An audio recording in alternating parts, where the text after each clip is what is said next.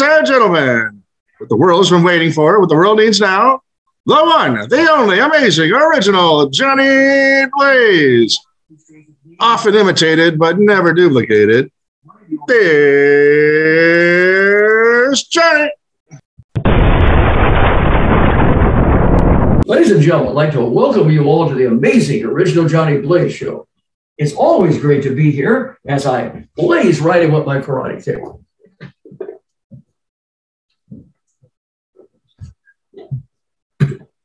Let's have a blazing hot fun time. A man walked into a restroom and there was a sign on the stall door, $1 to use the bathroom. The stall door opened and the old man walked out. My dad, my God, the other man yelled. You smell horrible. What happened in there?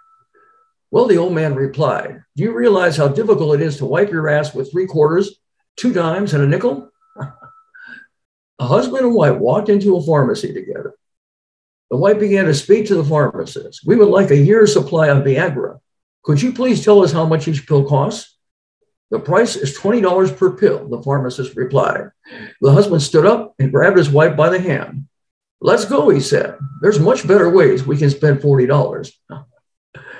2 fishermen went on an expensive fishing trip. They purchased the latest rods and reels and rented the biggest camper they could find. After 3 days, they caught only 1 fish. They gathered their belongings and drove away in silence. Eventually, one of the fishermen spoke up. Do you realize that 1 fish cost us $15,000? The other fisherman replied, damn, it's a good thing we didn't catch any more. We have a blazing hot fun show with a special guest. She is a multi-talented, award-winning singer, songwriter, a multi-instrumentalist, and a producer. Please give a big warm welcome and say hello to Luann Hunt. Hi there. Hi, welcome to the amazing original Johnny Blaze show, Luann Hunt. Thank you. I'm glad to be here. I'm glad you can make it. You have a nice smile. You look relaxed. Yes. Fantastic. Luann, yes, I wanted to give me a rundown. Tell me about the Luann Hunt story. How did you get started in entertainment and where are you from? I grew up in Pennsylvania in a little town called Conshohocken, which is outside of Philadelphia. And I wanted to be a singer when I was a kid. I used to talk about it all the time, but everyone told me that I should pick another career. They said I had no talent. So I just ignored it really because it's something that I felt in my heart that I wanted to do. And I figured, well, someday I'm going to follow that path. So I got married in 1983 to a sports writer from California. And I wound up moving to Southern Cal with him. And I just thought, you know what, there's no better time, right, than to start really trying to figure out if I should become a singer or not, or if I can even do this. So I started taking classes at the community college in music. And I had a really good voice teacher there, and she gave me a lot of encouragement and said, you know, she thought that I had a gift, which I never heard that before. That was enough to get me going. And so I just started singing. I went out, I bought a little karaoke machine and all kind of background tracks, and I sang and I sang and I sang some more. And when I felt confident enough to sing in front of people, I just started doing little things, community shows and in retirement homes, wherever I could find a gig, I would do it just to get the experience, you know. Great. Well, that's great. So you really got into it then that way. So you took voice lessons from this voice teacher. She's the one that gave you the encouragement. Great. What about, did you also take any, play any instruments? Did you take any lessons from on instruments at all? No, I never did. Eventually, after I started writing songs, I picked up the guitar and I taught myself a little bit of guitar and then started teaching myself some chords on the piano. And really, I just use those instruments as writing tools. It helps a lot because when I first started, I was writing songs in my head, just getting the melody and everything. And that worked okay, but it was just so much easier when I had an instrument to do it with. You play an acoustic guitar, or you play electric, or you play both? Mainly acoustic. Okay. So you're self-taught on that. You play by ear, right? Yes, yes. Okay. Oh, great. That's great. Yeah. So talk to me about some of your experiences in performing now. Um, Tell me about, for example, I mean, a lot of people, of course, there's rejection in life, and especially in entertainment. How do you handle rejection? Well, have you ever heard that saying about having rhino skin? Oh, yeah, I've heard of that. Well, I always had that. And I think a lot of it was because I was so ridiculed when I was a kid. And I'm just the kind of person that if I feel led to do something, I'm going to do it. And I'm not trying to get the approval of anybody. So rejection really never bothered me in terms of making me feel like I don't want to pursue this anymore because I'm getting rejected. It's sort of almost like the opposite effect. Like, okay, I'll show you kind of feeling, you know.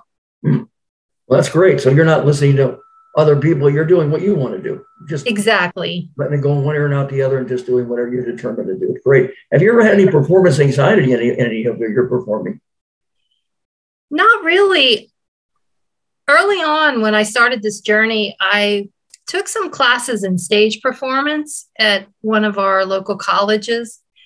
And it was just a lot of fun and it was very relaxed. And the teacher, she would get us gigs at little nightclubs and stuff. And that really helped me because it was an intimate setting and you had to look your audience in the eye and everybody was so supportive. And I don't know, it was just a good way, I think, for me to get used to being in front of people. And I had so much fun that I just never really felt that nervous after that singing in front of anybody. Do you have any outstanding favorite memories of performances? What are your favorite places, outstanding things to perform at? Where you know? In 2017, I had an incredible opportunity to perform at the Wheeler Opera House in Aspen, Colorado. John Denver is probably my all-time greatest musical influence. So he performed there a lot because, as you know, he lived there. And to stand on that stage knowing that my musical idol had sung there so many times was a huge deal for me. It was hard to describe. It was very surreal, you know, to be standing there like that. So I definitely think that probably was maybe one of the top highlights of my performing career. Well, that's phenomenal. That's really great. So your idol, that's what I was going to ask you, if anybody that you look up to. John Denver apparently is one. Are there any other musical singers, songwriters that you really are inspired by? You know, in all honesty, my heroes have always been the producers because they're the ones that make the magic in the music, like the George Martins of the world, the Berry Gordys, you know, Phil Ramone. Those are the guys that I really look up to. There's a lot of great artists out there, of course, that I love. I grew up listening to folk music, folk rock, and I love James Taylor and Carole King and Carly Simon and Simon and Garfunkel, you name it. They were influences to me. But yeah, I think as far as really, you know, as far as something that I wanted to emulate, it was those producers. Because I've walked this path by myself the whole time. So I had to develop myself, produce myself. And I just didn't want to fall short in the area of production. And I wanted to bring the magic to my songs. So what is there about these producers and also in John Denver? What is there about it that you really, really love and that you really get excited and inspired by? I think it's number one that with John, it's his music just takes you somewhere. That really is special because not all music will do that. And I know a lot of people, even now, who still follow his music, and every year they gather in Aspen to play his music and sing his music. And it's because they get a feeling from it. And like I said, I don't know that artists can easily do that. So that's something about John Denver that I think was unique. But as far as the producers, you know, like Brian Wilson, okay. I mean, there's like none better to bring that sparkle to the song and to bring the uniqueness to the song. Because like nowadays, so much of the music is the same. A lot of it just sounds exactly like something else. But if you go back in time, in our generation, you see every artist had a different sound because these producers knew how to bring out the best of them and create something that was special, magical, and that would last forever. Because here we are, we're still listening to that music and we never get tired of it. Well, it takes a special talent to be able to produce and create new music, and also, of course, to perform too. There's different talents. That's true. That's true. Not just anybody can do that.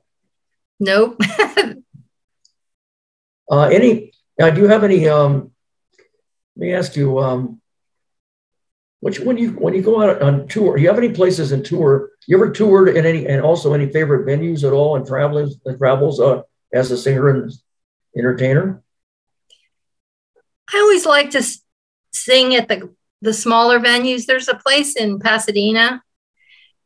It's actually in Altadena, right above Pasadena. I don't know if you've ever been there because you're from LA, correct? Right. But it's called the Coffee Gallery Backstage. Oh, really? Yeah, I don't think that it's running anymore. I think it recently stopped running because the man who operates it, Bob Stain, he's very, very old and he's been doing it a long time. But what he did was he took the storage room in this coffee house and turned it into a little club. And he had artists come out and paint murals on the wall to make it look like a Colombian warehouse. And I mean, it's really an incredible venue. But I performed there several times back in the 90s. And it's just, I'll never forget it. I mean, it was so magical. I think it seats like 50 people. So it's very intimate. And the people are just they're there to soak in the music. And that's great because a lot of places you play, people are talking in the background. But at the Coffee Gallery, it's just really special. Bob Stain was the owner of the Ice House also. Exactly. Yeah. I was going to mention that. Right. Oh, yeah. Yeah. So do you prefer the larger audiences or the smaller ones? And what's the biggest audience you perform for, and the smallest? Probably the smallest was maybe like 10 people. Okay. But not last year, but the year before, I moved here to the Villages in Florida. And I was asked by a lady who runs a veterans organization if I would put together some kind of a patriotic show. And it was funny because I said yes, but I didn't really know what I was going to do because I didn't have any connections with music here. But somehow I brought it together. We had a lot of different acts in the show. And it was just amazing because like 800 people showed up for this thing. And they didn't even know who I was. Wow. So it was really exciting. I mean, we didn't know what the turnout was going to be. And then I went out in the lobby before it started, and there was just people just streaming in. And I'm thinking, where did these people come from?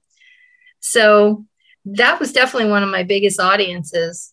It was, huh? Okay. Do you prefer the larger or smaller audiences, and why? I like the small audiences, honestly, because I like to tell stories, and I think they come off better when you're in a smaller room. People just feel like they know you.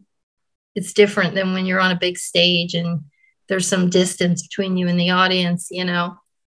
Now, do you do it a solo act yourself, or do you have any band behind you? Or sometimes it's just me, and then like the show I did here in the Villages, I actually had two bands. One of them was just like guitar, bass, keyboard, fiddle, drums. But the other band was a swing band that was behind me. So that was cool. I've never sung with a swing band before, but. So how did you meet these band members and everything? Or these are just people that you hire as you need them, or you have, I guess, I don't know if they're a regular part of your act, or just once in a while you have a band when you need it? Well, here I put an ad on Band Mix, and this gal got in touch with me. Her name's Julia Hartman, and she's an incredible violinist, fiddle player. And she really helped me get a lot of the band together for my show. And then meanwhile, someone connected me with the swing band. They're out of the Villages. They're all retired guys. There's 13 of them. And I went over and I met them, and we just hit it off, and they agreed to do the show. And it was just, like I said, it was awesome because, I was like, I don't know how some of my music's going to sound with the swing band, but it worked. It really worked. So you've had some great experiences with bands. Do you prefer bands, or do you just prefer doing it yourself? Well, if I'm being completely honest, it's stressful to work with a band because you have to get everybody together to rehearse, which can be very challenging. And, my music, especially some of my older music that I'll do now, it was put together by some of the top musicians. I mean, they're just incredible people. So some of my challenges have been to find musicians that could duplicate what I did in the studio. So that's not so easy, huh? Okay. No, it's not. They get really confused. So you probably have to audition these people, and then you have to practice, and everything has to go together just right. Right, exactly. What kind of music would you describe your music as? Is it country? Is it folk? Is it rock? Or is it pop? Or what? Is it jazz? What? And also, what is your favorite from all the different genres as far as music? Well, I think at its base, it's folk, but I've infused a lot of country in there and definitely some rock. I did an album 2 years ago, and it's folk rock. There's an Americana sound to it. Sometimes it sounds a little show tuney, I'm very eclectic in my taste as far as what I listen to. So I've tried to kind of infuse that in my own music to make it sound different, because I don't want it to sound like anybody else, Do you do cover songs or originals, or both? And which do you prefer and why? I usually do original songs. Once in a while, I might sing a cover, but it's really rare that I do that. I always feel like whoever did the cover, whoever made it famous, they did it better than anybody, right? So why do I need to sing their cover? I just kind of feel like that. But there's been a few times when I've recorded a cover over the years, but I wanted to do it different. Like years ago, a friend of mine, he's a singer-songwriter out of Detroit, and we were talking one day about we wanted to do a song together. And we said, let's just do a cover, And I said, I always wanted to cover that song, Leader of the Band, by Dan Fogelberg. And he said, me too. And I was like, you're kidding. He says, no, I'm totally serious. I'm like, well, let's do that. Let's do it. And we figured it out and did it as a duet. And it's really different than you would expect. We didn't do it like Dan's version at all. But it was exciting. And I actually got an email from Dan Fogelberg's high school sweetheart, because somehow she found the song online, and she said, oh, Dan would have been so proud of you guys for what you did with the song, which was exciting. That's phenomenal. See, that's the thing you could do on covers. You could just make it your own. So even if it's someone else's, if you make it your own, it's your own version. It's not, right. It's not exactly like the one that they did. Right. Yeah. So you can still have a good time doing that, and it can still sound great. Yeah, they can. It's up to you, of course. Yeah. I mean, like I said, I've done it a handful of times, just recording, just for kind of a fun project. But I write so many songs that I feel like I might as well record my own stuff. How many songs do you think you've written? And that takes a special talent also. How do you go about writing an original song? Where do you get your ideas from? Have you any ideas on what it takes to make a hit song? And how do you get your ideas? And is it music or words first, or words and music first? How do you, in the songwriting process? Well, I've probably written over 1,500 songs. Wow. Easy. And basically, sometimes it's just something somebody says to me will spark an idea. It's like, oh, that sounds like a hook. Or because I like story songs, I'll write something that I hear. If someone tells me a really cool story, my fiance told me a story a couple of years ago about his mom and dad. They were married a very long time, but you know, they started having kids early on in their relationship, and they just sort of fell out of love, but or at least it looked like that, and they stayed together, and they didn't spend a lot of time together. But I guess his mother didn't treat his father very good. Oh. And so his father just went ahead and tried to live his life and ignore her as much as he could. But when she was dying on her deathbed, she looked up at him and she said, "I'm sorry," you know, and he was so moved. And like when she said, "I'm sorry," he held no animosity toward her, whatever. I mean, it was so powerful just to hear those words. And after she died, he put her picture up in a prominent place in his apartment, you know, and it changed everything. I mean, because she could have died. If she didn't say she was sorry, he might have just, you know, felt bad toward her forever. So he forgave her. She decided to say she's sorry, and he forgave her. Right. And so I wrote a song. I wrote the song about it. It's called Love Forgives. Oh. And it's just, you know, amazing to be able to write somebody's story like that and then have it touch other people. Well, yeah, that's emotional. It's really emotional, especially in the heartstrings. Yes. Yeah. Yes. Yeah. All right. When you write these songs, would you say they're music first or words first, or does it make any difference? I don't know.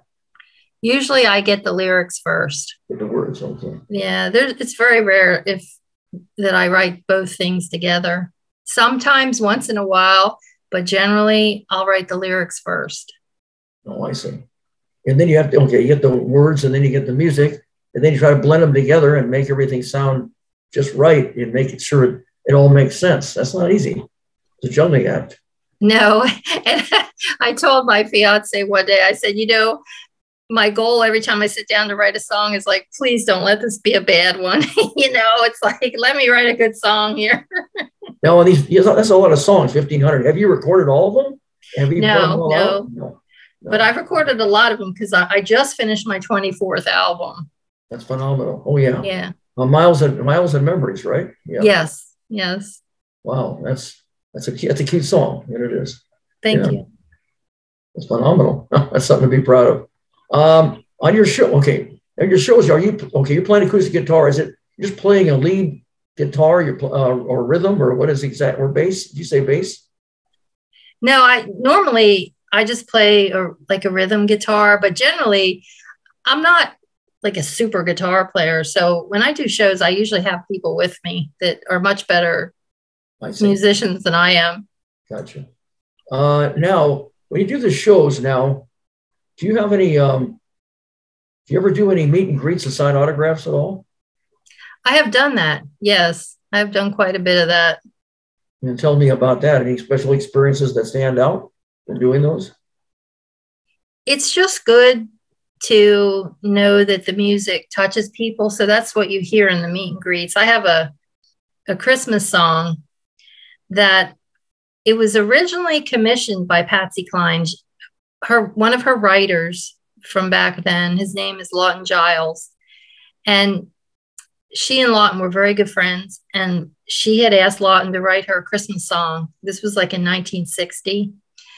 And he and his writing partner, they wrote the song called Christmas Without You. And they made a demo and they sent it to Patsy and she loved it. So she took it to her label. And the label didn't want her to do a Christmas song for some reason. Oh. And so they said, well, ask the writers to change the words to the song. We like the melody. So they changed the words, but they put the song out. It was called How Can I Face Tomorrow? Oh. And it just tanked. It didn't do anything. So I guess Patsy, according to Lawton, was pretty upset because she really, really wanted to give her fans a Christmas song. Mm. So anyway, roll all the way forward to 2008. And I was getting ready to do a holiday album. And I called Lawton and I said, hey, do you have any Christmas songs? And I met with him, and he's playing all these songs for me. And I'm like, nah, nah, nah. And then all of a sudden he says, you know what? I got this song I wrote for Patsy. And he starts telling me the story. And I said, I don't even need to hear it, Lawton. I'm doing it. Oh. So I wound up doing it, and it really did super well. It still does super well to this day. It got a lot of awards. It was on charts. But anyway, that song, whenever I sing that live and have the meet and greets afterwards, oh my gosh, people will just come up to me and they're crying because it reminds them of somebody that they lost. Wow. And they're so moved by that song.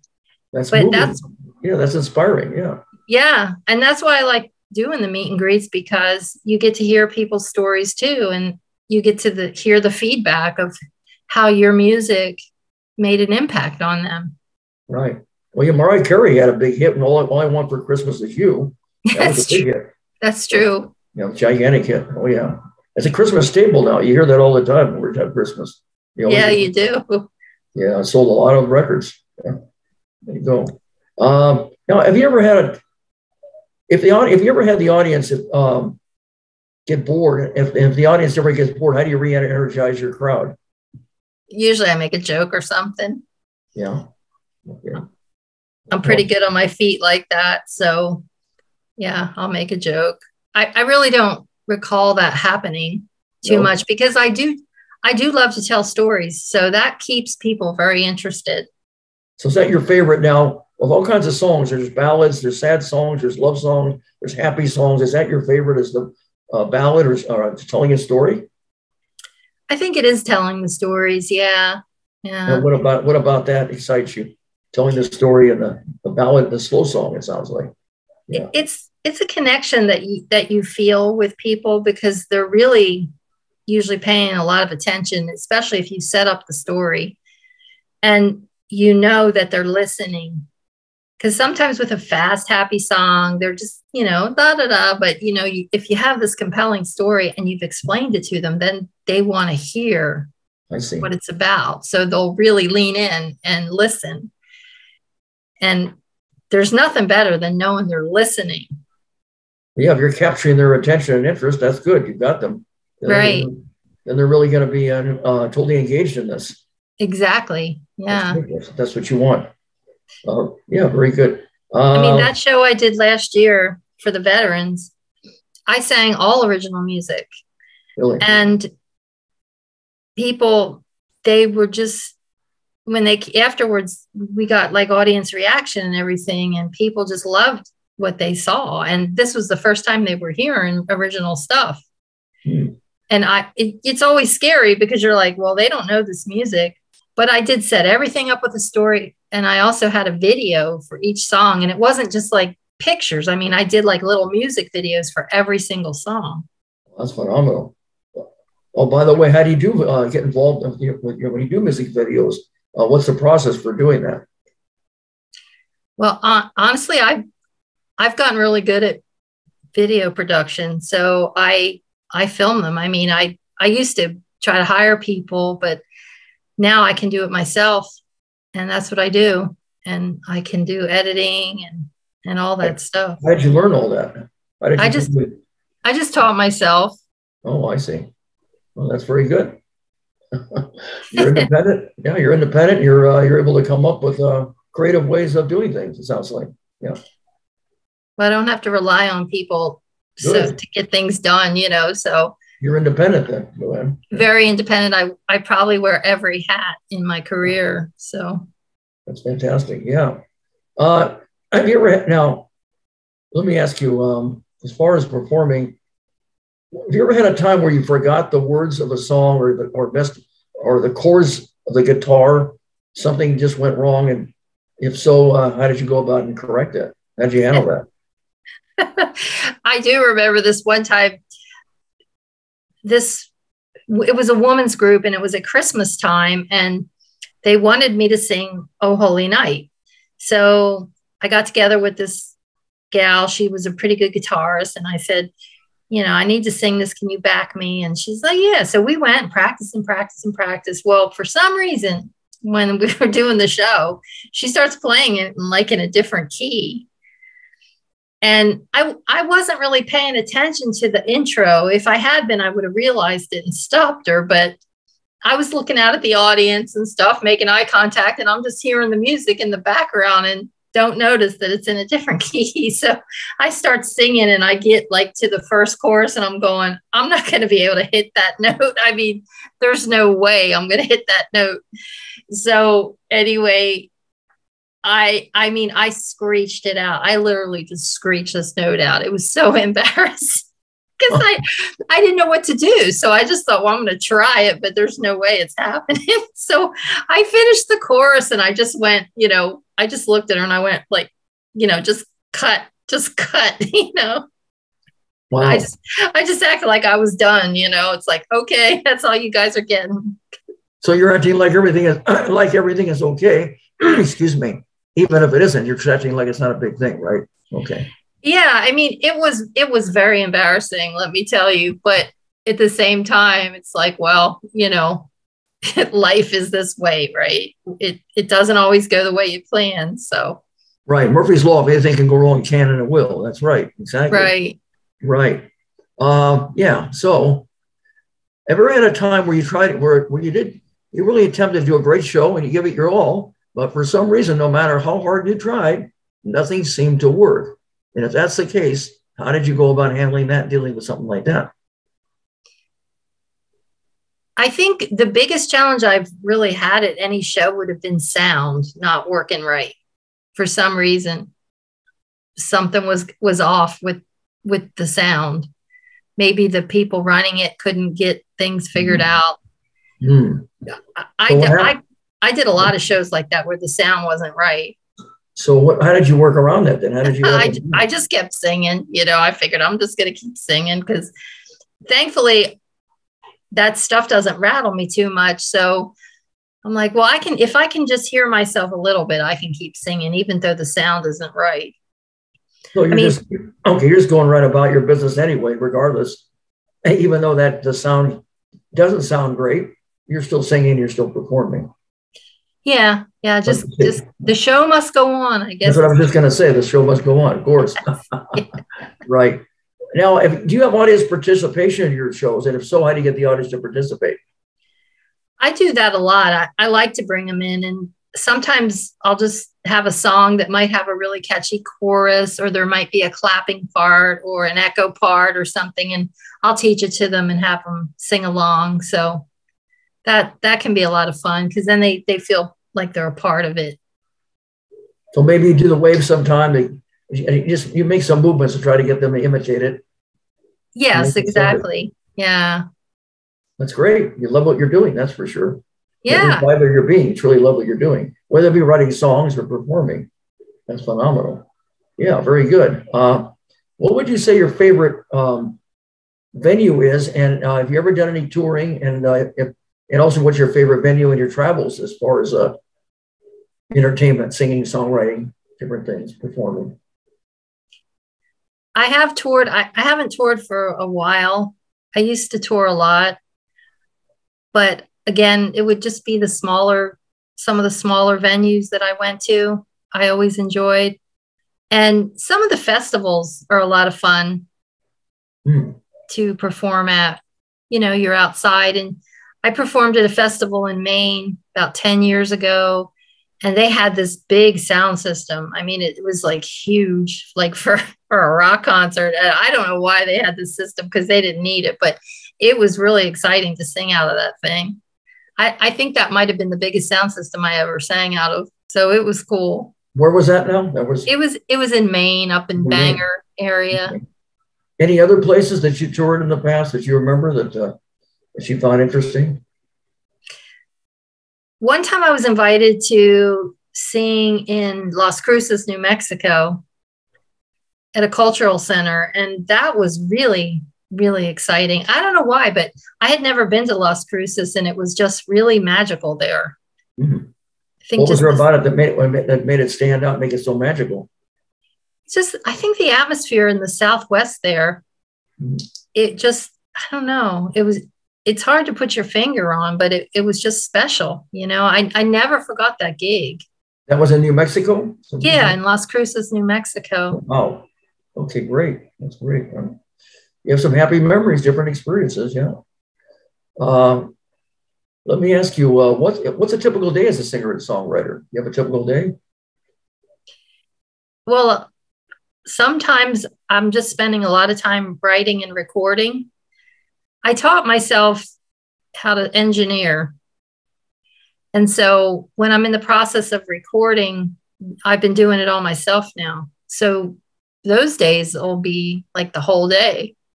My fiance says, you don't come up for air, because you could just start early in the morning and next thing you know, it's 5, 6 o'clock at night. And you're like, where did the day go? Wow. The day goes by fast. It sounds like when you love what you're doing, right? Yeah, it does. So you do engineering, you do editing, you do recording, it's like you do it all. Yeah. I'm techie, you know, so it helps. I think that's great. Have you ever entered any music contests or festivals? And if so, have you also talked to me about that? And have you won any awards? And tell me about the different experiences and awards that you have won. I know you're an award-winning singer and songwriter. I had entered the American Songwriting Awards. This was several years ago. And the first year that they had the awards, they had a show in Las Vegas to give all the awards out. And that was really fun to go to, because there was people that came from all over the world to this thing. It was really exciting. They called your name and they had the red carpet and they took pictures, and I enjoyed that a lot. So, and then I guess after that they stopped having the show, but they were still doing the awards, and I won several more. I think I have 6 awards from them. And where was that at now? Where was that? They're called the American Songwriting Awards, and I don't know if they're even doing it now. Where would that take place? American It was in Las Vegas. Oh, it was in Las Vegas. Okay. Yeah. And you won about 6 awards. Phenomenal. Yeah, from them, and these were for writing songs. It was all songwriting awards. Yes, it was all songwriting. Okay. And then there was the National Traditional Country Music Association, and I won. I think I have 3 or 4 awards from them for CD of the Year. Wow. And every year, the man that ran that organization, he passed away a couple of years ago, but every year he would have a big festival in Lamars, Iowa. People come from all over the world there too. And everybody that won awards would perform. And it was really cool, you know, because you got to meet so many people from different countries, and it just seemed special. And then they had a lot of different stages. They had the main stage and some smaller stages, and they would just schedule you to play on all these different little stages. And then at the end of the day, you'd go on the main stage, and when you were done your set, they'd come out and give you your award. So that was really, really fun. And I'm proud of those awards, you know, because the guy that ran that, he was a stickler. I mean, he really was tough on music. So I thought, wow, if he likes my music, I'm happy, you know. Probably got a lot of people there too at these awards ceremonies, I'm sure. Yes. Big crowd. How many awards would you say that you've amassed over the years then? And mainly for singing and songwriting, it sounds like. I don't know, performing. Yeah. I would say maybe 20 or more. I just won a songwriting award from the Round the Globe Film and Music Festival. Wow. I just won that like 2 weeks ago. Congratulations. That's something to be proud of. All these awards. Thank you. Because that really helps you. That means it justifies, it reinforces your craft of what you're doing. That you put your mind, body, heart, and soul in everything you're doing. And to get recognition like that, that's not easy to do. And that makes this a great achievement. It is something to be proud of, something to be very excited and proud of. Well, thank you. Yeah, especially because I was told I could never make it in this business or do anything. And so for me, you know, I have never done it for the money. And it's like, I'm not looking for people to pat me on the back, you know, and say, oh, you're so great or whatever.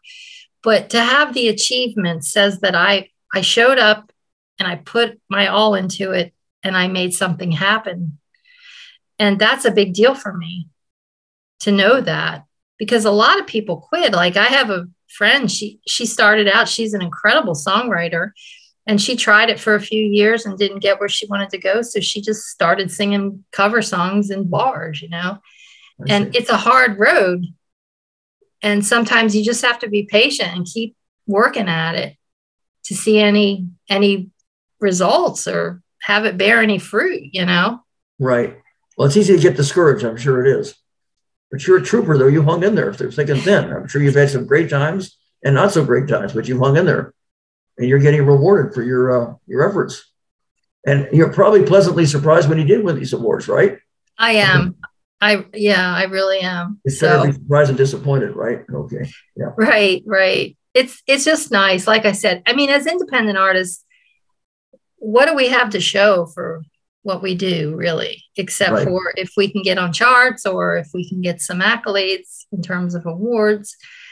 It's not like we're going to be world famous or something, so to get some awards and recognition is a big deal. No, that's very important, of course, for what you're doing.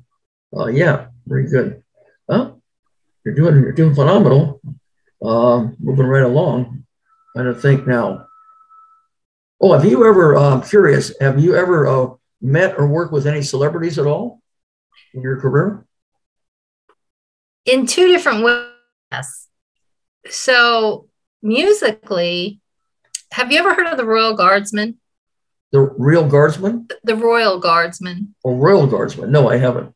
They had a big song in 1968 called Snoopy versus the Red Baron. Oh, yeah, I remember that. Yeah, and then they had Snoopy's Christmas, which is still a huge song. Well, I had an opportunity back in 2010 to work with them, and I was managing them for a while because they wanted to do some bucket list gigs, and I was able to get them some good gigs. So I became friends with them, and I wound up writing a song for them. It was a Christmas song, and they just decided that I should sing it, right? And then they wanted to be the band and do the little voices because it's comedy. It's called Rudy's Winter Break. Rudolph, he's tired of the North Pole and the cold weather, so he takes off to Jamaica over the Christmas holiday, and so Santa's frantic, can't find him. So anyway, but the Guardsman decides they want to do all the little sound effects and all. So I did that song with them, and it was really, really fun. Sounds like a comedy Christmas song. That's what it sounds like to me. It is funny. Jim, my fiance, says, you need to push the song out there more. It's hilarious, Wow. And how did you meet these people? How did you meet them? A friend of mine, he's a singer-songwriter out of Maine, and we met online because he got into the radio promotion business. Oh. And so he was promoting some of my music back then. And then we formed a record label. Really? Yeah, called Star Creek Records. And we were bringing on independent artists and promoting them and helping them with their careers. And one day he got a call from Barry Winslow, who had, he was the lead singer of the Royal Guardsmen. And I guess he had recorded a Christian album, and he wanted to get some promotion on the radio for it. And somebody gave him Randy's name. And so Randy started promoting Barry's music. And they were talking one day, and Barry said, it'd be great to have the Guardsmen get together. We always wanted to play Vegas. We never played Vegas. That's a bucket list thing. And Randy says, I know the girl who could probably get you in Vegas. So he called me up and he said, guess what? And he explains it all to me. And I said, yeah, I think I could probably get him in Vegas. And I did. It was amazing. So after that, we became really good friends, all of us. Great. Are there any other celebrities that you've also met, or just that person? Or? Well, also, along with my music career, I was a journalist for 22 years. Oh, really? Yeah, and I wrote for the San Gabriel Valley Tribune, for the Long Beach Press Telegram, the LA Daily News. How did you get into that? Did you study that in school, or? No, my late husband, he died in 2019, but he, sorry about that. Yeah. Thank you.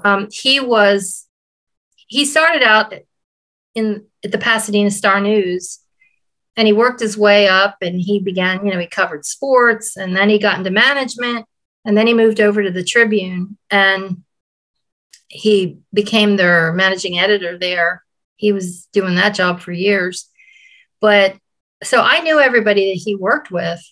And one of the gals, she was the features editor at the time. This was like back in 98. And she just went in his office and said, hey, because she knew I was singing country music.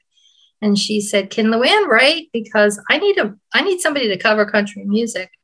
And Steve said, yeah, she's actually a pretty good writer. So this gal hired me to start writing country music stories. That's great. So yeah. You used country music experience and your writing ability and putting it together. It's called networking. You met the right people. That's right. So that turned into this 22-year career. And I interviewed probably almost every legend in show business. Really? Including? Yes. Mention some people. One of my favorite interviews was Ray Charles. I got to interview him. Really? It was like I was one of the last interviews he gave before he died. Oh, wow. And in fact, when I interviewed him, he was getting ready to go on tour, and his people, they didn't want him to go out on tour because he wasn't feeling very well, but he was insisting, and he wound up cutting that tour short because he was so sick. But they did grant me an interview, and it was really unbelievable because I got to go down to his studio and sit with him and just talk. I mean, it was so great. That's really something. You met Ray Charles, a legend. Any other ones? You say you met all kinds of people in the business. Oh, yeah. I mean, as far as country music people, I mean, I interviewed everybody from like George Jones, George Strait, Alan Jackson. Really? Yeah. Like I said, you name it. Country, I think I covered the gamut. And then I got to interview a lot of other stars in music that weren't, they weren't country, but. Interview with Loretta Lynn? Yes, I did. And I have an incredible story about Loretta Lynn. Okay, tell me about it then. Yeah. So anyway, I interviewed her and we had a great time on the phone. And she said, will you please come to my show? All these stars always wanted me to come to their show because, I think they understood that I understood them. And I think just being an artist, they felt that connection. And I said, yeah, I'll come to your show. So the day of the show, we were going to I was going to see her afterwards. And her publicist called me that morning and he said, Loretta's not feeling well and she's not going to do her meet and greet tonight, but she wants to see you, and he said, can you come down to the venue early and meet her? And I said, yeah. So anyway, I went down there, and when I got there, people were already starting to arrive for the show, but there was still like an hour to go or whatever to showtime. And when I got there, the security guards at the venue, they met me at the front door. They all knew who I was because it was at Cerritos Center for the Performing Arts. And they met me at the door. There was two of them. And they ushered me backstage. They were on the walkie-talkie saying, Luann Hunt is on her way backstage, like I was some celebrity or something. So anyway, I got backstage and Loretta's publicist brought her over to me, and she just like squealed like, oh my God, it's you. And, and I was just so excited. And we stood there and we talked for the longest time, and it was time for her to go on, and she wouldn't leave me. She was like, Loretta, you got to go on stage. She's like, wait a minute, because she was just talking to me a mile a minute. So that was really cool.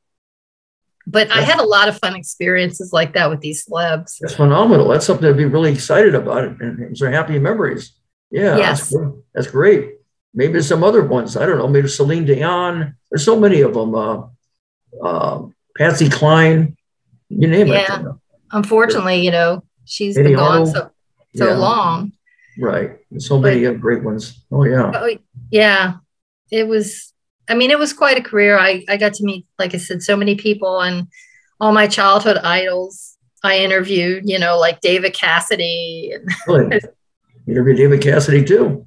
Yeah. How's that come about? Wow. What? Yeah, there's very few people that I probably didn't interview.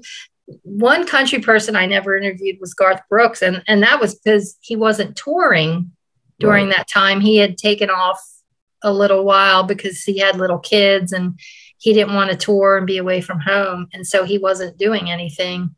You ever interview Kelly Clarkson or Jennifer Hudson? No, I haven't. No, because I think they were a little bit like beyond my time, you know, where I was doing all this. I see. Okay, wow. Well, that's there's a lot of great people. I mean, the Karen Carpenter. There was what's another name? Another one. I'm trying to think. Besides Celine Dion, there's some others. So many others. Yeah, there's like I said. I mean, I interviewed so many people. I just sometimes I lose track, and I think, did I interview this one or that one? You know, I really have to think about who I interviewed because there was just so many stars. But and I interviewed some actors too, like Bob Newhart. You know, I remember interviewing him. Yeah. There was just I wished I'd have kept a running list because there was so many people. You know, Naomi Judd and Wynonna Judd, they were Judds. Yeah. When I interviewed Wynonna, she was actually on her solo thing because her mom had quit the business, the singing, you know, part. And so Wynonna had just started out on her solo career. And she is like the best quote. Like I didn't even really have to ask her any questions because she just talked and talked and talked, and I'm writing it all down. And so consequently, the story came out so good, but it was mainly because of her quotes. And her publicist liked it so much that they ordered like hundreds of copies of it because they wanted to use them for her press kits. Oh, what about Dolly Parton? Did you ever meet her or interview her? No, I actually never interviewed her. Okay. So, but Kenny Rogers. Kenny Rogers was great. Yeah. We did the duet. I listened to streams with Dolly Parton. He had so many hits. I know. Yeah, Kenny Rogers had many hits. Yeah, I interviewed Willie Nelson, you know, just a lot of big names. Wow. Yeah, that's really something. There's so many of them. Yeah. I know. Eddie Arnold's another one that's from way back in the country. Yes. You go on and on and on. I know. Glenn Campbell, another great country. Yeah, and in fact, I got to spend some time with Glenn Campbell before a show because I had interviewed him, and I went down. He said, "Well, come on down before the show." So I did, and I went back in the green room, and he was just there by himself. So we just sat there in the dressing room and talked for the long time. And James Ingram, if you remember him, I remember. Meeting him. Yeah. How about Engelbert Humperdinck? Yes, yeah. I have. It was funny with what happened. Well, it was Wayne Newton that I interviewed. That was I was supposed to interview him, and they were iffy about when he was going to call me, and they said, you know, if he doesn't call you, don't be surprised because I guess he was busy touring and stuff like that, but. Anyway, so one day I was out and he called me, and, you know, we didn't have cell phones, you know, back then. And I came home and I get this message, you know, that it's Wayne Newton, you know, calling you for the interview. And I'm thinking, dang, you know, so I was so upset that I missed the interview. Oh. And I called his publicist back and I said, look, I'm here now. Can you call me? And she's like, you know what? I don't think he's going to call you because, you know, he had this window and it's gone. And I said, well, please, you know, have him call me if he can, you know. So, I mean, it was like 15 minutes later and the phone rings and I pick it up and the voice on the other end said, did you order a pepperoni pizza with extra cheese? And I said, no, because I'm lactose intolerant. And it was Wayne, and he just started laughing, like he was like cackling on the phone, you know. He was joking with you, yeah. And we just had the best time on the phone, you know. Yeah, funny, yeah, that's great. Sammy Davis Jr., there's Frank Sinatra, there's Barry Manilow, there's so many. I don't know, my idol, I never got a chance to meet because the concerts and all that. Elvis Presley, I don't suppose that you ever got a chance to interview him or talk to him. Who was it? Elvis Presley. Oh, no, that would have been way before my time. You wouldn't have been able to, okay. I was just a little kid when he died. I see, yeah. Yeah, that's unfortunate that, yeah. Anyway, you met many people. There's so many of them. Probably no Frank Sinatra, no Sammy Davis Jr., no Tom Jones. Oh, there's a lot of them. Yeah. Yeah, I did get to Frank. I used to work at this place in Valley Forge, Pennsylvania. It's outside of Philly. And they had this music fair there, and all these stars would come. And I worked at the Hilton, and that's where all the stars would stay, you know. So Frank was there staying. And anyway, one day I came into work and they said, oh, you know, Frank Sinatra's here. And I guess he's been tipping the the waitress or the housekeeping staff really good, you know, like leaving $100 bills in the room and stuff for him. And so later that night, the Nelson Riddle Orchestra came in to eat after the show in the coffee shop where I was working. And I was like, wow, this is amazing, you know, that they're even in here. And they were just such nice people. And one of the guys said to me, he goes, hey, what are you doing tomorrow night? And I said, well, I have to work. And they said, well, you know what? You need to call in sick because you're coming to Frank's show with us. Wow. So anyway, I did. The next night I called in, I told my boss I can't make it. And then I met the guys at the hotel and I went to the show with them on the bus, you know, and got to go backstage. And Tommy Lasorda, you know, the coach of the Dodgers, he was there, or the manager of the Dodgers, he was there. And all these famous people were back there. Frank was nowhere to be seen, but there was all these celebrities back there at that show. Boy. So that was kind of fun. You know, these are unforgettable experiences. These are phenomenal experiences. It was, you know, I mean, I didn't get to meet Frank, but it was still kind of like, oh my gosh, you know, this is amazing. I'm here with the Nelson Riddle Orchestra, you know. So, yeah, they're the ones that played for him and orchestra played for Frank. Yeah. Boy, really some. Those are unforgettable, great, happy memories. Thanks for sharing it with myself and our audience. You're welcome. If you think of any others, let me know. But now, have you ever also done any television or radio shows at all? If you have, tell me and talk to me about that. I've done, there's this show called The Steve and Johnny Show. It was out of Chicago. And I don't know if they're still going or not. And I did their show. And then I did Doug Steffen. He had a show called Good Day LA. Or no, it wasn't LA. I'm trying to remember where. It was Good Day something with Doug Steffen. These television shows you're talking about now? These are radio shows. Oh, radio. There's a radio. Yeah. Yeah. The only TV I ever did was like cable, you know. Sometimes a local station would invite me on or something. They had a little show highlighting local people or something. So I never did any big network television. You have some very interesting experience. In the 1990s now, you did the Talent Network now. You formed a group. Talk to me and tell me about how did that get started? What was that involved? What did you do on that? I started teaching singing in the early 90s. And I started out with adults teaching at the Parks and Rec departments. There was like 4 or 5 Parks and Recs around where I lived. Like, you know, Upland and Claremont, Ontario. And so I had a really good attendance at those classes. And then one day my mom said to me, why don't you work with kids too? You know, so I started teaching little kids how to sing. And those classes were crazy. I mean, I had so many kids in those classes, it made my head spin. But this thing grew huge. I mean, I started out, you know, my first recital that I had with my students, I had maybe 30, 40 people. My last recital I had 10 years later, I filled up an entire high school auditorium. That's how big it got. That's great. And so how were you able to is this something you taught yourself? You taught yourself how to sing. You taught yourself how to be a singing teacher, it sounds like also, right? Yeah, I've always been a teacher, you know. In fact, my mom thought I was going to be a teacher when I was little, but teaching is something I've always done good, and I like to teach. So, and I actually grew as a singer teaching because I had to lose my inhibitions when I was showing somebody how to do something, you know. Are you a soprano now, or what's your vocal range? I'm more of an alto. Alto. Okay. Yeah. That's it. Okay. And you can play the piano also, and you can sing, and you can teach you can teach singing, play the guitar.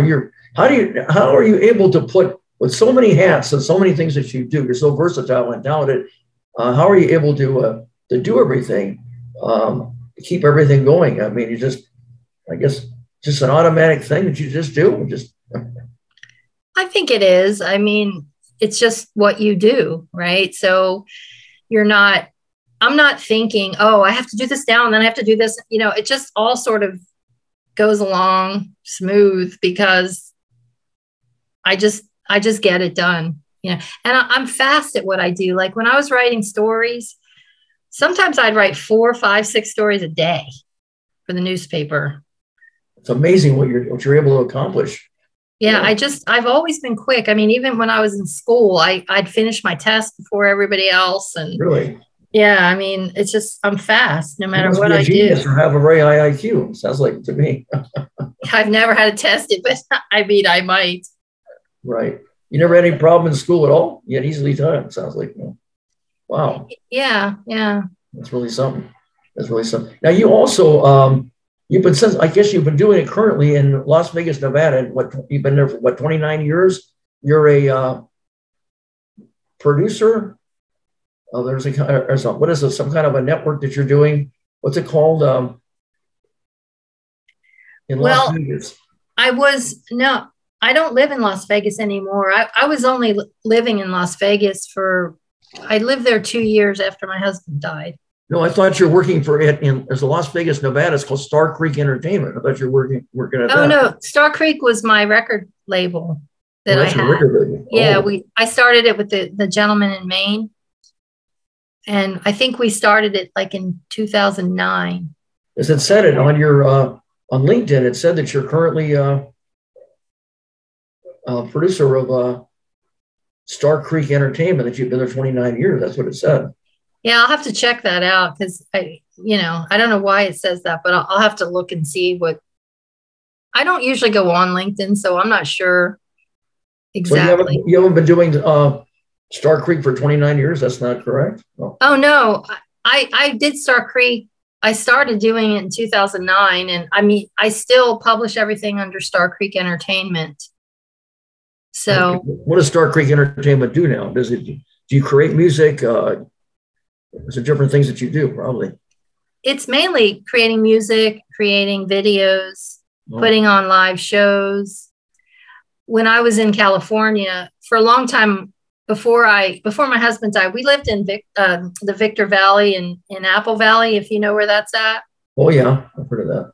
So when I was there, I put on a lot of live productions for just to have entertainment in the area because they don't have a lot of shows up there. But I partnered with this spiritual center who had a pretty nice venue, and I brought in a lot of different acts, like Patsy Cline tribute, Beach Boys tribute, you name it. So all that was under the banner of Star Creek. Oh, great. That's fantastic. So that was in Las Vegas, Nevada. So you're not in Las Vegas right now? I thought you were in Las Vegas. No, I'm in the Villages, Florida. Oh, you're in the Village of Florida. Really? It's called the Villages. Yeah. We're about an hour north of Orlando. Oh, so you're in Florida. Okay. I gotcha. Wow.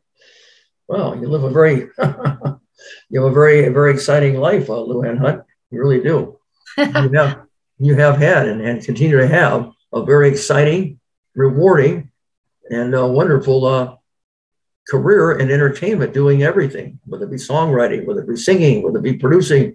That's another thing. So we talked about producing, songwriting, you name it. And you won awards. You've appeared. You've had all kinds of people that you've met. You name it, you've done it. Let me ask you something. If you had anything over it again in your career, if you had to do anything over again in your life and your career, would you do anything differently? I think I would have either moved to Nashville or spent more time in Nashville when I started out on this music journey. My husband was really devoted to the newspaper. So he was a great songwriter, by the way, but that wasn't his chosen path. He really was a newspaper man through and through. But there's no way, without some sort of a job at a newspaper, he wouldn't have gone. But, I kind of regret that I didn't at least try to spend significant amount of time in Nashville, because right out of the gate, we had some really strong material, but we're in LA, and it's like, if you're not in Nashville, what are you going to do? Right. So that kind of, I think it maybe some more things would have happened for me if I had gone. And even with him, I mean, he probably could have gotten a staff writer job somewhere. I mean, he was just so good at songwriting. You might have done something differently if you had to do it over again, right? Yeah, but that's the only thing I really think about that I would have changed maybe, or just added to what I was doing. I see. And is there anybody you'd like to open up for at any shows or work or collaborate with? Brian Wilson. Brian Wilson, huh? Oh, wow. That would be amazing, just to pick his brain about producing. Oh my gosh, that would just be unbelievable. That would be something, wouldn't it? Yeah. Yeah. Do you have any present, Luann Hunt, do you have any present projects right now that you're working on? I've been writing for what'll become my 25th album at some point.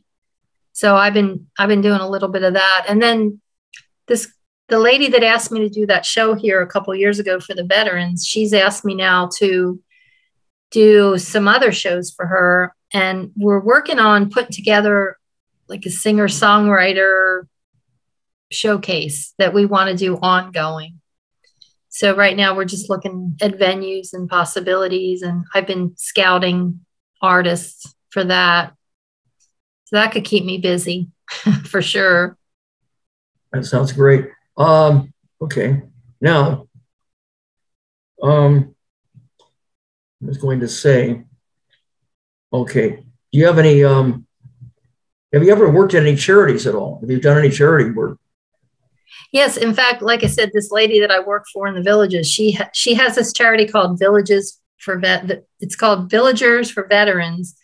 And she raises a lot of money for displaced veterans, especially female veterans who come out of the service and they have issues. A lot of them have PTSD, or a lot of them were abused when they were in the service, and a lot of them have financial issues. So she raises money to help them with resources, finances. She's building a transition home right now for female veterans, which is incredible. I mean, it's just a massive undertaking. So I've been doing that, but I also worked for the Rocky Mountain Foundation for the Performing Arts. It's up in Colorado. And I was their marketing director for a couple years back, like 20. Is that the one where John Denver appeared? Is that what you?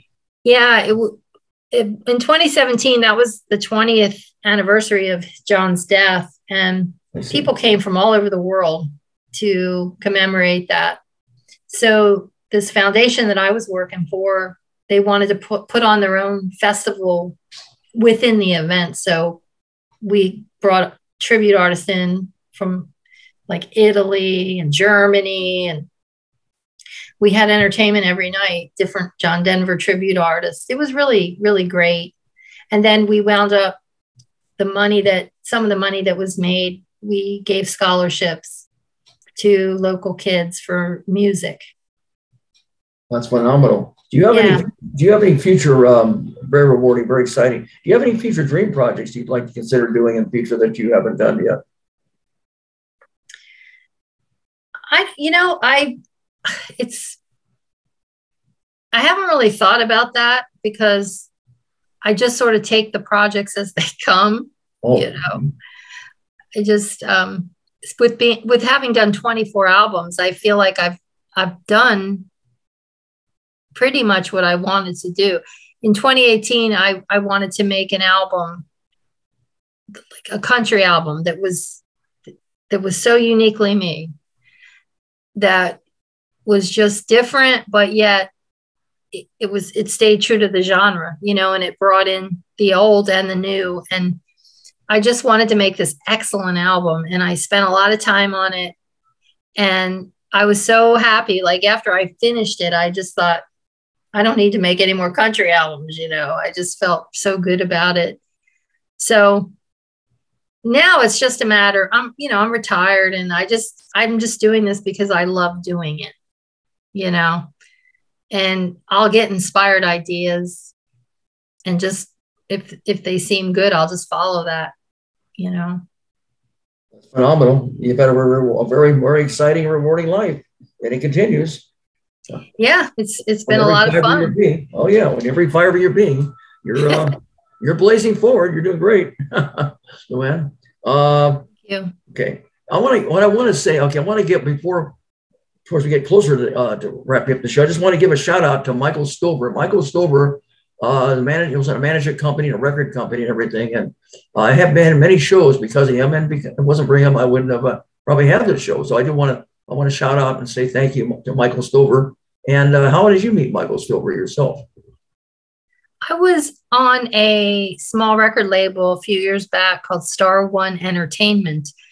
And the lady that ran that, Laura Patterson, she knew Michael. I don't know how she knew Michael, but she knew of him and did some stuff with him. And anyway, one day she said, I've asked Michael to maybe get you a couple interviews. So he got me on some podcast, and so I knew of him because of that. And with this new album that I have, I was looking for representation, and I was talking to Laura, and she reminded me, she says, you should get a hold of Michael. And I said, yeah, that's right. He did good for us before. So he's phenomenal. He's literally a rock star in PR. Unbelievable. Yeah, he is amazing. He really is. He loves what he's doing. He's very dedicated, and he cares about what he's doing. And, yes. And he's totally into what he's doing. And everybody that he represents, he gives it his all, over 100%. That's fantastic. He does. If people want to find out more about you, Luann Hunt, can you tell me the links? Entertainment website, Facebook page, YouTube channel, maybe Wikipedia, IMDb page, different things areas that you're in. Well, my website is luannhunt.com. And then Twitter is just Twitter, at Luann Hunt. And Instagram, same thing, Luann Hunt. Facebook is Luann Hunt, Indie Country Star. And if you type my name in Google, you'll see my Wikipedia page come up. So I think it's real easy to get hold of me. Plus, on my website, all my social links are there. And I have a YouTube channel. And, the whole 9 yards. They shouldn't have any problem finding you then. They really want to, they can find it. Yes. Okay, great. That's great. Okay. What I was going to say, I just wanted to say one more thing. Now, all the different things that you do, whether it be singing, songwriting, producing, multi-instrumentalist, teaching a voice, whatever you're doing. Of course, you did writing in the past too. What is your favorite, and what is there about it that stands out? And why is it your favorite in the business of entertainment? It's definitely producing music. Producing music? Okay. Yeah, because I get to take something from nothing and create every aspect of it. So you like producing music even more than even doing live performances or recording in the studio? Okay, producing music, that's the one. That's it. Okay. Not that you don't like everything else, you do. I do, yeah. You like being creative. You love being creative. Okay. Yes. Fantastic. Ladies and gentlemen, here's the time you've all been waiting for. It's showtime with Luann Hunt. Who's a singer and songwriter and producer and multi-instrumentalist. Anyway, we have some original stylings of Luann Hunt. Kick back and relax and enjoy. The very first song is from her 24th album, and it's called Miles and Memories. So relax and enjoy.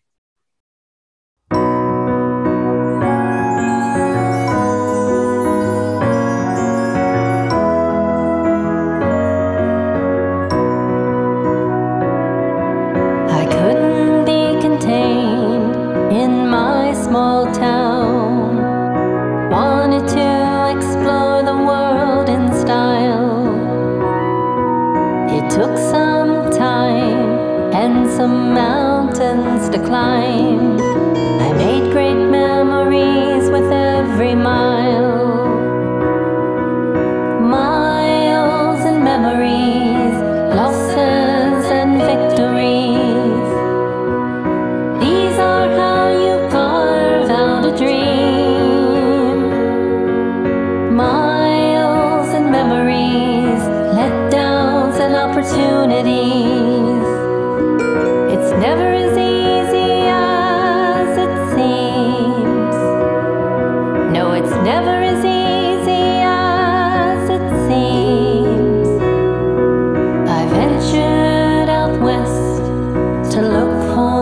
I go. Spent many years wandering in the dark. Then I began to sing, my desires took wing. Passions grew from that little spark. Miles and memories, losses and victories. These are how you carve out a dream. Miles and memories, letdowns and opportunities. It's never as easy as it seems. No, it's never as easy as it seems.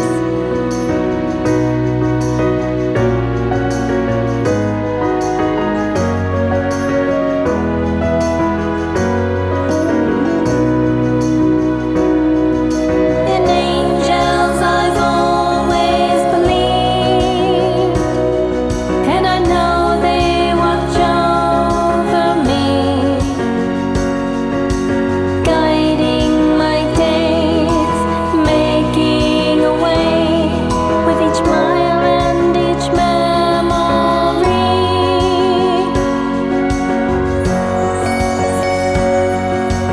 Miles and memories, losses and victories. These are how you carve out a dream. Miles and memories, letdowns and opportunities. It's never as easy as it seems. No, it's never as easy as it seems.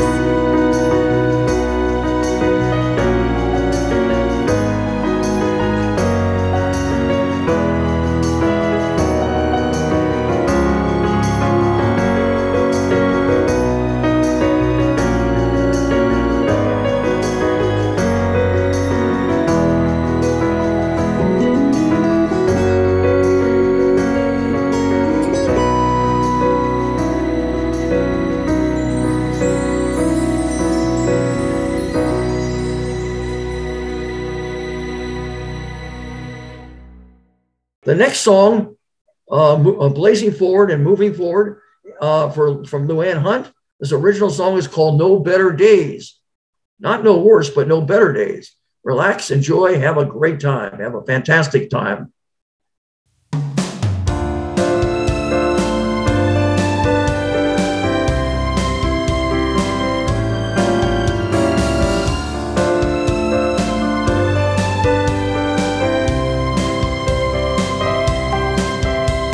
Your face, it was so beautiful, I remember so well.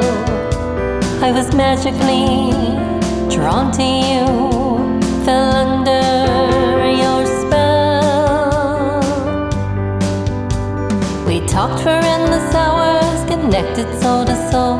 I thought that you would be there when we both grew old.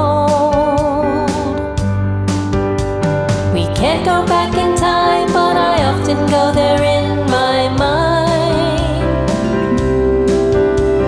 We rode the wind, caught the waves. My friend, there were no better days. Time has a way of changing things, even what you don't expect.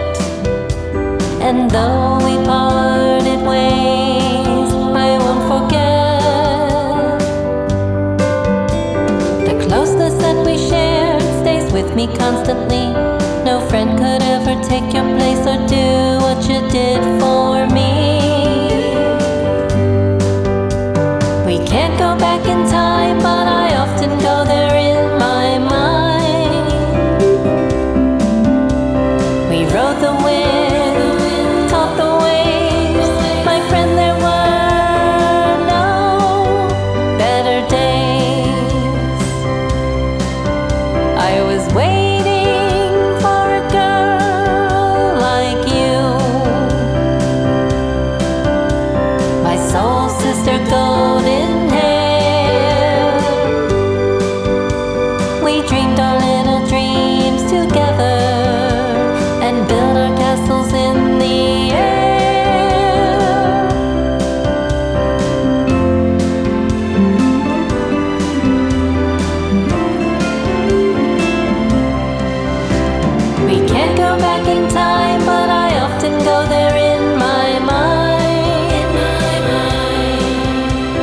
We rode the wind, caught the waves. My friend, there were no better days. We rode the wind, caught the waves. My friend, there were no better days.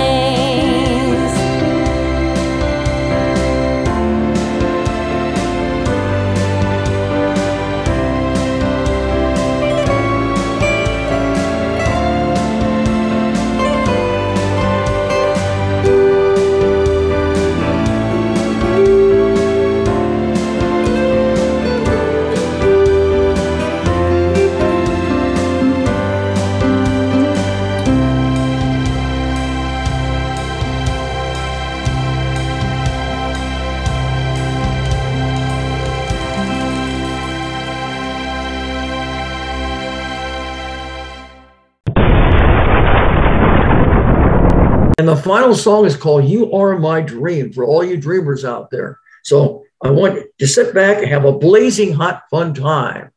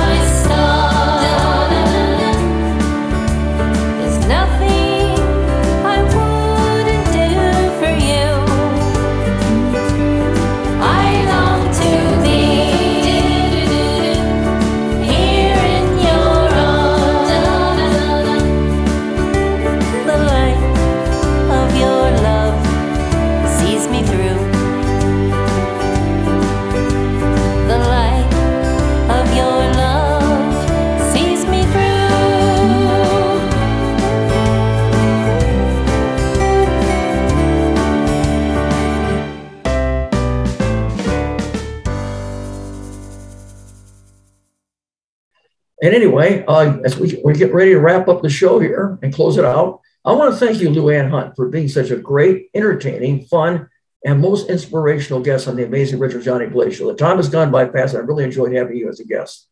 Thank you. Yeah, it's been fun. You ask a lot of great questions, and I appreciate being able to share some stories. Thank you very much for sharing the stories and sharing all about your very interesting, exciting life. That's for sure. Do appreciate that. So anyway, I always say when as I get ready to wrap up and end the show, for all my fans and friends, always keep a smile on your face and a song in your heart. And until next time, happy trails and blaze out. Ladies and gentlemen, if you would like to be a guest on an entertainment talk show, please send us an email at amazingoriginalJBshow@gmail.com. All of our episodes will appear on YouTube and Facebook and receive over 3,000 views. Don't forget to sign up for our YouTube channel, and every guest will receive a complimentary DVD of their appearance on the show. Remember, we are much better than a podcast. And now, the amazing, original Johnny Blaze has just left the building. Good night. God bless.